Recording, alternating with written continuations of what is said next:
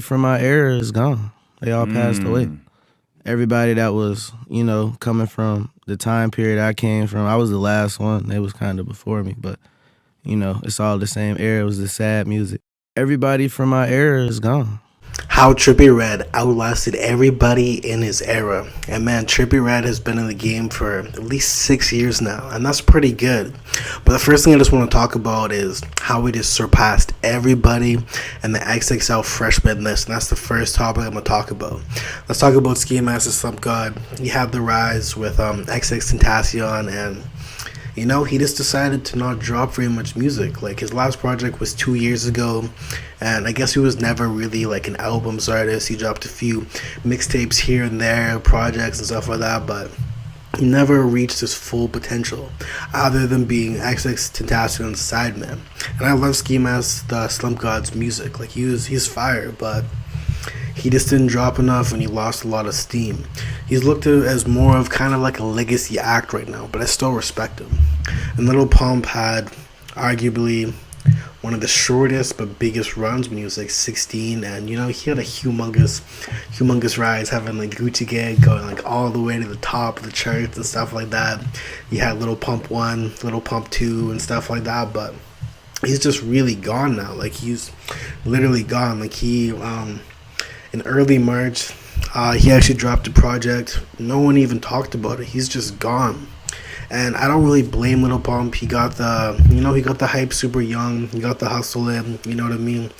He's a multi-millionaire, so I totally understand it. Wi-Fi Funeral, he never was really on. He was obviously like another sideman with XX Tentacion and Ski Mask Slump God. Block Boy JB had the humongous hit with Drake, and that was just kind of his only rise, you know what I mean? YBM Namir had Rubbing Off the Paint. He had his little run and stuff like that, but he was never even able to really get to that peak. Stephon Dawn, I don't know enough about her, but she's definitely not bigger than the Trippie Redd. And then Smoke Perp was kind of in the same situation as Little Pump, where he had a humongous run. He was kind of Little Pump sideman, but he definitely had like a lot of noise in the SoundCloud and a strong following.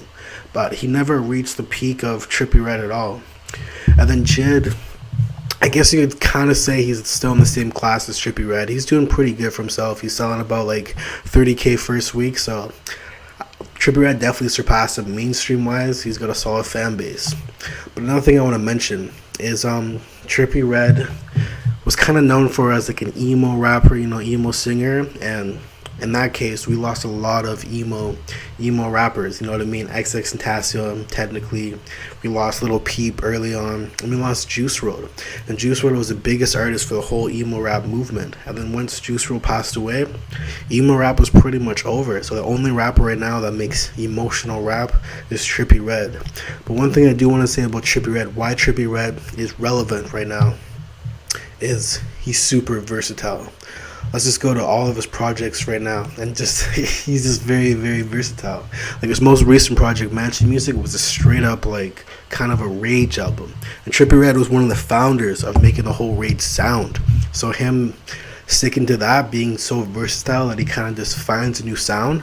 I know Sofago kind of popularized the whole rage sound, the beats and stuff like that, but Trippie Redd went ahead and ran with it and made the project called Trip at Night, which was a full rage album as well. You know what I mean? So he has that versatility. And then Neon Shark Pegasus. I guess Neon Shark, he made a full-on rock album. So he still stayed doing different things and still staying in his own pocket and lane. And Pegasus was just kind of like an average Trippie Redd album, but he still had like the sad rap, but he did the emo rap and a few like different bangers and styles. Like the song "We" was a perfect example of Trippie Redd kind of rapping over a modern trap beat, but doing his own thing on it.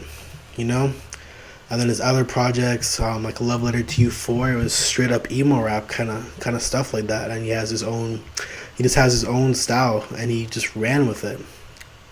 And someone else I want to talk about who Trippie Redd surpassed out of his era is obviously 6ix9ine with his whole snitching allegations and stuff like that. And Trippie Redd's the only big artist. Like, his most recent project, Mansion Music, only sold 55K first week, but It was more of a mixtape, very little to no promo, and I think a Love Letter to You 4 would definitely sell around 70 and 80K. And the whole Rage album with Trip at Night sold about 82K first week. So Trippie Redd just surpassed everybody. And the reason being is he's super versatile. He's a very strong brand and he's a fire artist. But let me know in the comments, what do you think happened to the other artists in his era that didn't actually be able to rise above the rest and stay in the game?